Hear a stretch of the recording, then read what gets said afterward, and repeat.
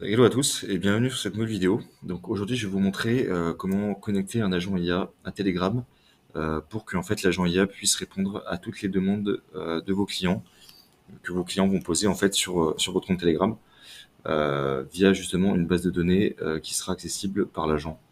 Et donc tout ce workflow est bien sûr construit sur N8N et je vais détailler dans cette vidéo comment le construire. Dans un premier temps, donc, je vais vous faire une rapide démonstration. Donc ici, en fait, je suis sur l'agent Telegram que j'ai créé et je vais lui poser des questions donc sur l'entreprise. Là, dans ce cas précis, donc j'ai pris l'exemple d'une entreprise fictive qui s'appelle Cryptosphère et en gros qui est une plateforme de crypto-monnaie qui propose d'acheter et vendre des cryptos. Donc là, voilà, je dis bonjour et bienvenue sur Cryptosphère. Je suis ici pour vous aider. Donc comment je peux vous assister? Donc là, par exemple, on va lui demander des questions assez classiques que les utilisateurs peuvent avoir quand ils veulent acheter de la crypto-monnaie. Donc par exemple, quels sont vos frais de trading? Donc là, on pose une question donc, sur les coûts en fait de la plateforme. Bonjour, les frais de trading sur Cryptosphère varient entre 0,1 et 0,5% en fonction du volume de transaction et du type d'utilisateur, standard ou premium.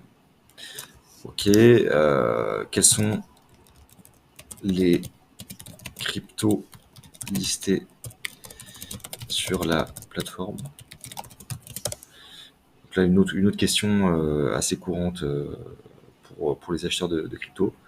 Donc là, voilà, il nous donne les crypto-monnaies principales ainsi que 50 autres, etc.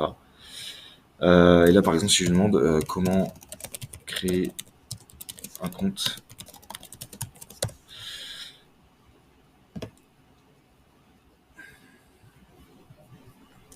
et donc là, voilà, il nous donne la démarche pour créer notre compte.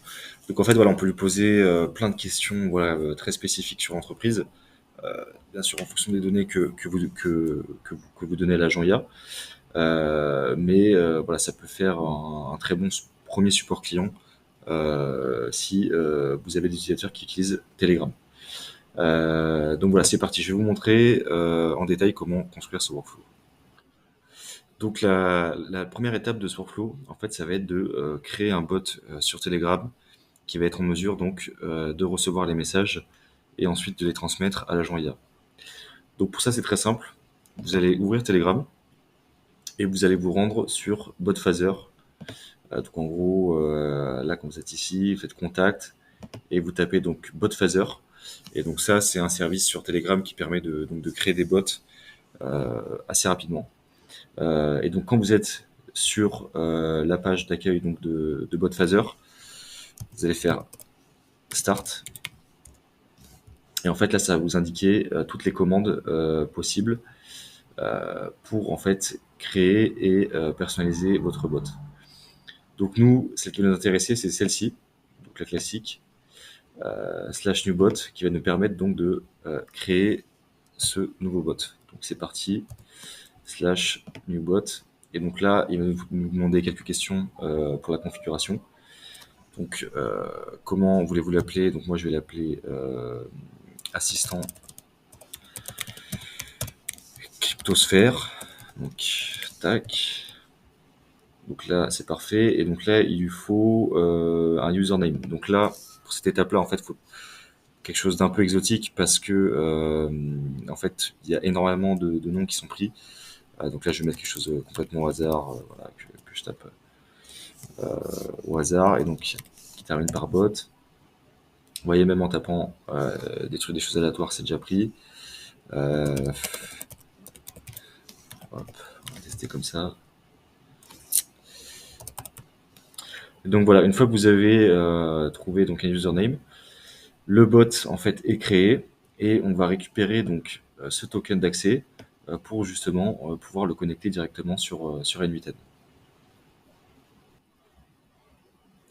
Donc si vous souhaitez directement skipper en fait toute la phase de construction et accéder directement au template, vous pouvez vous inscrire donc sur ma communauté privée. Vous trouverez donc le lien en commentaire.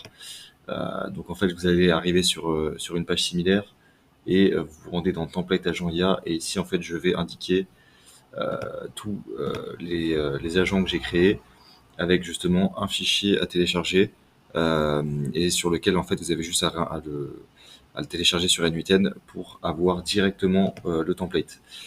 Voilà, si vous souhaitez également mettre en place ce système pour votre entreprise, vous pouvez également prendre un rendez-vous directement sur mon Calendly, dont le lien est en description. Et donc c'est parti, je vais donc vous montrer comment créer cet agent de zéro. Donc quand vous êtes dans votre dashboard N8N, vous allez donc créer un nouveau workflow. Et donc en trigger, on a indiqué qu'on allait utiliser Telegram. Donc vous sélectionnez le module et vous faites on a message, donc qui indique que dès que vous allez recevoir un message, le workflow va se déclencher.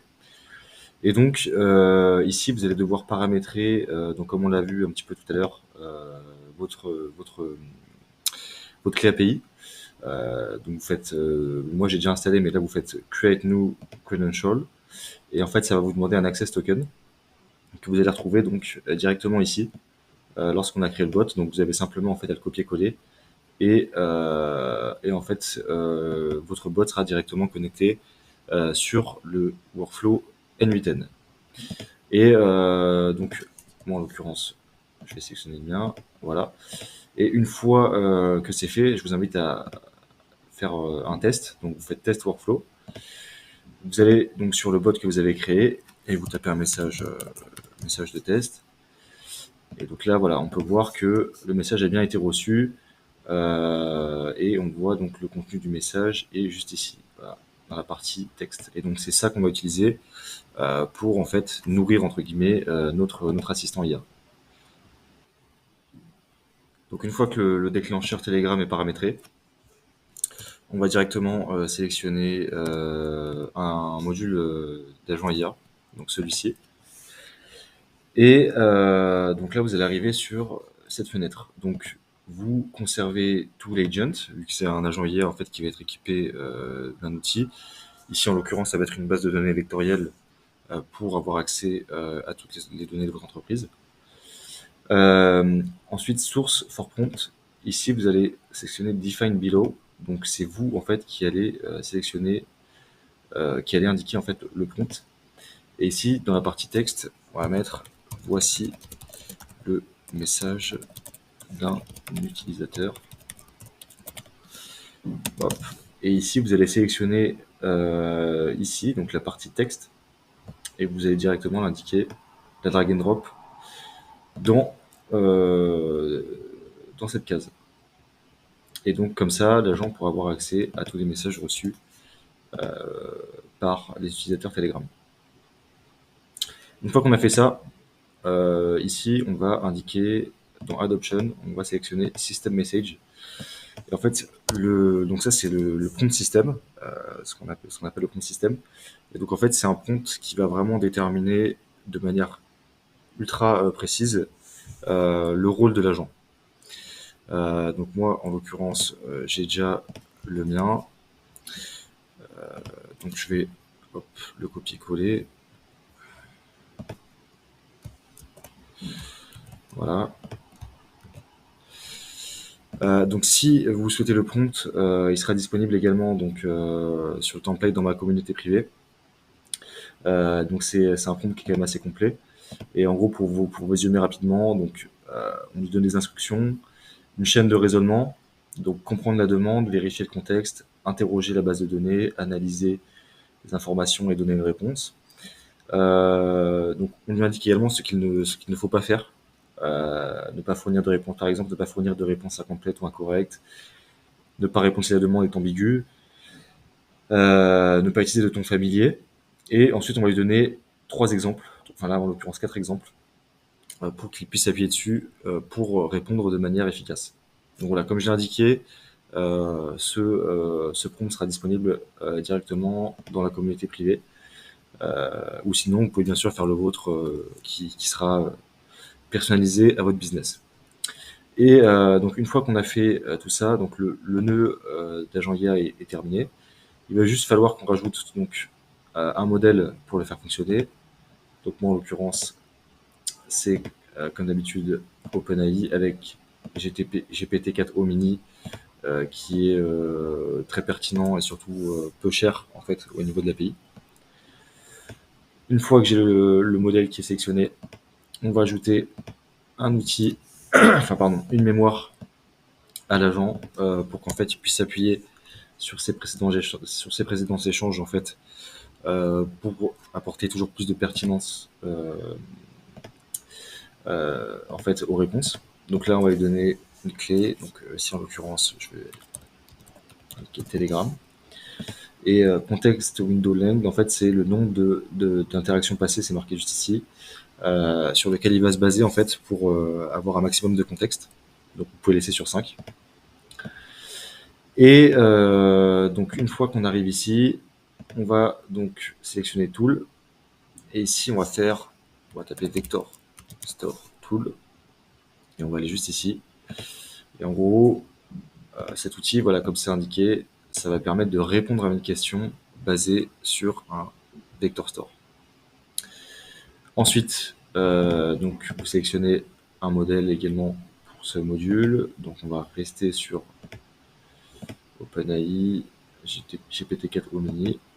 Voilà.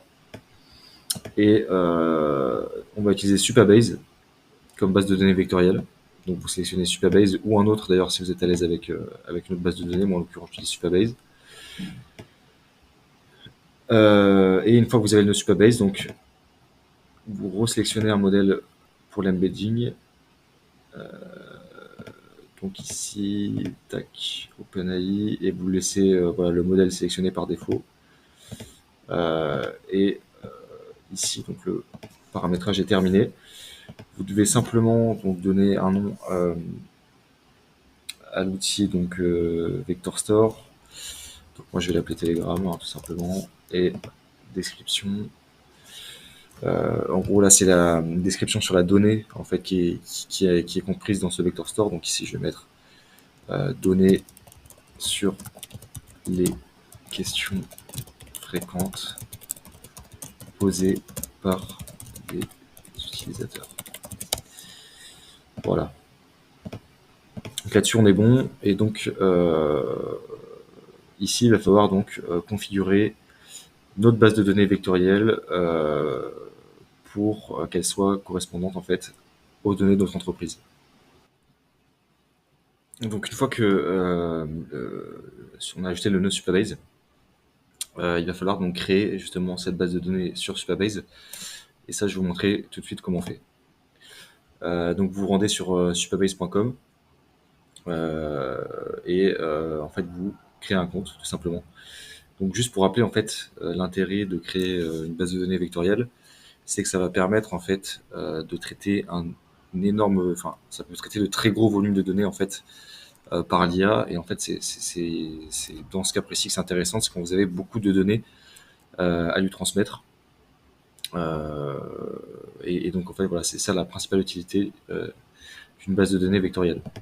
Donc lorsque vous allez créer votre compte, en fait vous allez arriver sur cette page.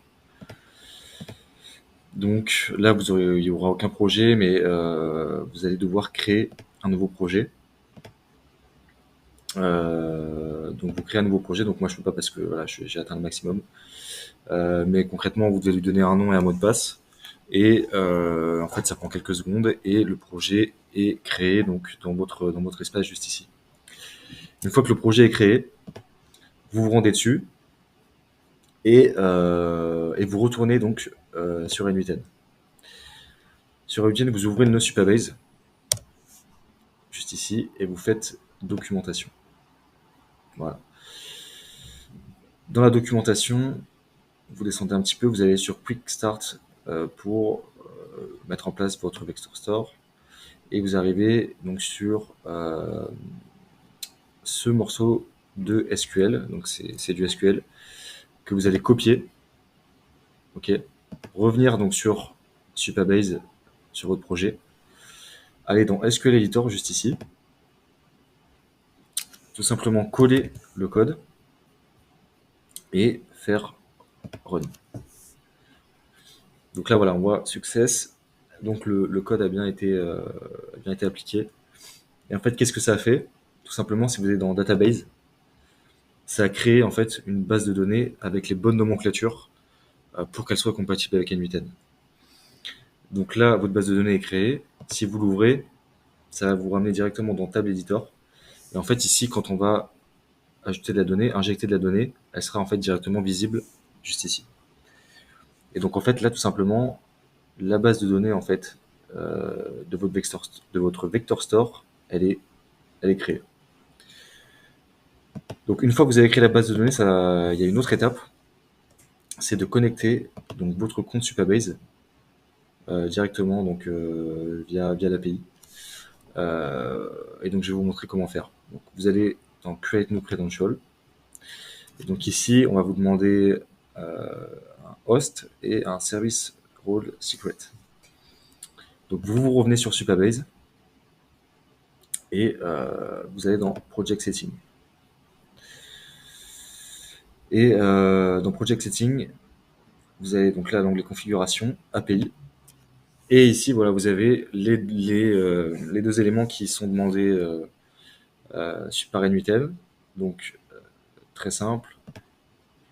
Vous allez donc prendre, voilà, ici, donc l'URL juste ici, copier, tac, coller. Idem avec le service role secret. Donc, vous faites reveal, copie, et vous le collez juste ici. Vous pouvez renommer la connexion. Moi, je vais mettre Telegram Cryptosphère. Et là, vous avez donc Supabase qui est presque setup. Voilà. Une fois que vous avez fait ça, vous avez fait la majorité du travail sur la base de données vectorielle. Il restera juste donc à pousser la donnée, donc ça on va le voir dans un second temps, mais en fait à sélectionner la base de données qu'on vient de créer sur Supabase. Donc là vous conservez Retrieve Document, et là vous sélectionnez Documents. Donc si on regarde juste ici, c'est bien la database qu'on vient de créer. Donc vous la sélectionnez, et là tout est OK, tout est setup en fait du côté de l'agent IA, et on va en fait, la prochaine étape, ça va être de pousser la donnée dans cette base de données vectorielle. Donc pour pousser la donnée vers notre base de données vectorielle, il va falloir créer un nouveau workflow. Donc moi en l'occurrence j'ai déjà fait. Si vous voulez vraiment le détail de ce workflow, je vous invite à regarder ma vidéo sur l'agent IA sur WhatsApp. En fait, je construis étape par étape ce workflow ici, en fait, qui va nous permettre, pour expliquer brièvement, à partir d'un fichier Google Drive, de directement l'envoyer sur une base de données Supabase, et donc, comme ça, l'agent a accès à toutes ces données. Je vais quand même voilà, passer en revue les différentes étapes. Donc, vous allez avoir besoin de créer un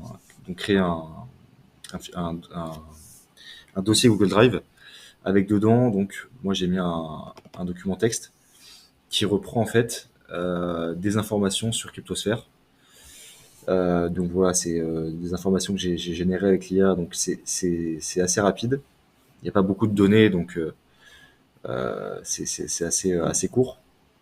Mais vous pouvez vraiment, en fait, comme je le disais précédemment, dans les bases de données vectorielles, avoir une grosse quantité d'informations que l'IA va pouvoir lire extrêmement rapidement et vous répondre avec beaucoup de précision.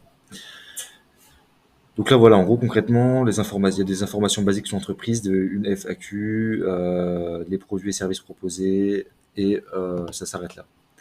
Donc une fois que j'ai créé ce document, donc mon dossier Google Drive avec dedans le document avec les informations sur l'entreprise, je me rends sur mon workflow de vectorisation, et donc j'ajoute un nœud Google Drive Trigger, donc dès qu'un fichier est créé, et tout simplement, j'indique de quel dossier il s'agit. Donc là, c'est le dossier Cryptosphère, on peut voir ici. Voilà. Et dès qu'un fichier est créé. Ok, jusque-là, tout est bon. Ensuite, je vais mettre un nœud edit field où en fait, ça va, je vais mapper le file ID du fichier qu'on vient de créer. Puis ensuite, un nouveau nœud Google Drive avec télécharger le fichier. Donc là, en gros, il va récupérer le fichier texte du dossier et le télécharger. Et ensuite, un nœud, donc, que vous allez trouver juste ici, extract from file. Et en gros, pour paramétrer, alors, attendez, pour paramétrer très simple, en fait, vous allez avoir plusieurs possibilités. Vous allez juste ici, extract from text file, et en fait, ça va récupérer uniquement le texte de votre document. Et ensuite, donc un nœud Supabase Vector Store, pardon, donc auquel vous allez rajouter un modèle. Et juste ici, donc dans la partie document, un défaut data loader, vous allez indiquer ces paramètres, voilà, et vous allez rajouter donc le file ID qu'on a récupéré plus tôt dans le workflow. Et enfin, vous allez sélectionner Recursive Character Text Splitter avec un chunk size de 1000. Voilà. Et en fait, jusque-là, ça va vous permettre de vectoriser votre fichier directement dans votre base de données. Donc, comme je l'ai dit juste avant, vraiment, si vous souhaitez plus de détails, je vous invite à regarder ma vidéo sur l'agent IA WhatsApp où tout est détaillé. Donc c'est parti, je vais vous montrer en live comment ça fonctionne. Text workflow. Donc là, il a récupéré donc, le document que je vous ai montré précédemment, texte. Et donc là, voilà, il m'indique qu'il a bien uploadé sur Supabase. Donc si je me rends juste ici, que je vais dans Table Editor, Documents, voilà. Donc là, on peut voir que les informations sur Cryptosphère sont dans la base de données vectorielle. Et donc, tout est lisible en fait par l'IA et correctement connecté à Admiten. Donc voilà, si je reprends rapidement le workflow voilà, pour vous remontrer. Donc là, c'est le trigger. Ici, donc on est venu sélectionner l'ID, le file ID, je vous disais précédemment. Ici, donc tout simplement, on est venu télécharger le fichier. Voilà, extraction et insertion dans la base de données Supabase. Et une fois qu'on a tout ça, donc il ne nous reste plus qu'à paramétrer la dernière étape. Où, en fait, l'agent va pouvoir envoyer des messages sur Telegram pour répondre aux demandes. Alors, ici, donc j'ajoute un nœud Telegram et je sélectionne. Alors, où est-ce qu'il est? Send a text message. Et donc là, en fait, je vais devoir mapper les différents champs pour qu'il puisse répondre. Alors là, en l'occurrence, je dois l'enlever. En gros, je vais faire test workflow. Je me rends sur mon agent. Et là, j'envoie bonjour. Ça permet de tester également. Donc là, bien sûr, il n'a pas utilisé la base de données puisque c'est un message de bienvenue. Enfin, il va envoyer un message de bienvenue, donc il n'a pas besoin d'aller chercher les infos. Et là, on peut voir, voilà, bonjour et bienvenue sur Cryptosphère. Je suis là pour répondre à vos questions. Donc ça aurait été la réponse qu'il aurait formulée. Donc cette réponse, on veut qu'il envoie à notre utilisateur sur Telegram. Donc on reprend Telegram, send a text message. Et donc là, on va devoir mapper deux champs. Donc le texte, bien sûr, et le chat ID, pour qu'en fait, il reconnaisse la conversation sur laquelle il doit répondre. Pour ce qui est texte, on va prendre la réponse de l'agent IA qu'on va drag and drop juste ici. Et pour le chat ID, très simple, on va prendre, voilà. Voilà, juste ici, vous avez chat ID, hop, drag and drop juste ici. Et en fait, c'est tout. Là, votre nœud Telegram est paramétré. Et si je fais un test, voilà, on peut voir que j'ai reçu la réponse. Bonjour et bienvenue sur Cryptosphère, je suis là pour répondre à toutes vos questions, encore que je vous ai dit aujourd'hui. Donc là, en l'occurrence, on voit que le message est marqué, ce message a été envoyé depuis NBTM, donc ça, on peut l'enlever. Hop, juste ici, donc vous faites append NBTM Auto Attribution et vous désactivez. Donc là, si je refais un test, voilà, ça s'est enlevé. Et donc une fois que vous avez fini tout ça, j'ai juste oublié un détail sur le nœud Supabase qui est quand même assez important, c'est que ici vous devez indiquer query name et juste laisser cette requête, donc match document. Et donc là voilà, votre agent est en fait opérationnel. Donc si vous voulez le mettre en production, vous avez juste à faire juste ici à l'activer.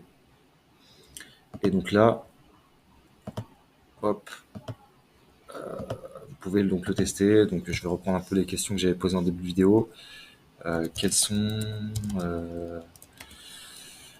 je sais pas, par exemple, comment sécuriser mon compte.